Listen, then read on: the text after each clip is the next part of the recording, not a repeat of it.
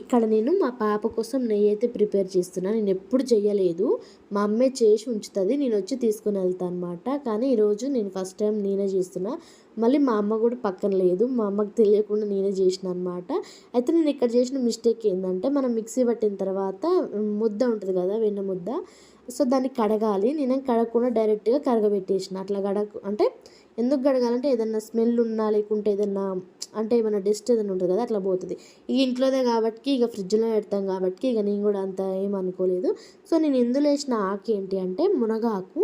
ఇది చాలా అంటే చాలా మంచిది. ఇది చిన్నపిల్లకే కాదు పెద్దవాళ్ళకు కూడా కాల్షియం లేక బాధపడుతుంటారు కదా, ట్యాబ్లెట్స్ తీసుకోవాలనుకుంటారు కదా, అయితే వాళ్ళకైతే ఇది చాలా మంచిదన్నమాట. ఇందులో 10 రెట్లు ఎక్కువ కాల్షియం ఉంటుంది ఈ మునగాకులో. ఖచ్చితంగా డైలీ తీసుకోవడానికి ట్రై చేయండి. నెగ్లెక్ట్ అస్సలు చేయకండి. మునగాకు అని అస్సలు అనుకోకండి. చాలా హెల్త్ బెనిఫిట్స్ ఉన్నాయి. నెయ్యి అయితే ప్రిపేర్ అయిపోయింది. Bye bye.